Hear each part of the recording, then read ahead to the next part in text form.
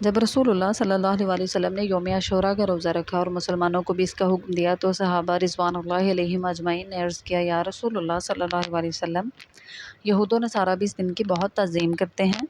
آپ صلی اللہ علیہ وسلم نے ارشاد فرمایا، جب اگلا سال آئے گا تو ہم یہود و نصارہ کی مشابہت سے بچنے کے لیے انشاءاللہ 9 تاریخ کا روزہ بھی رکھیں گے۔ حضرت ابن عباس رضی اللہ تعالیٰ عنہ فرماتے ہیں کہ اگلا سال آنے سے پہلے ہی رسول اللہ صلی اللہ علیہ وسلم دنیا سے تشریف لے گئے۔ یوم عاشوراء کے روزے کے ساتھ 9ویں یا 11ویں تاریخ کا روزہ رکھنا افضل اور بہتر ہے۔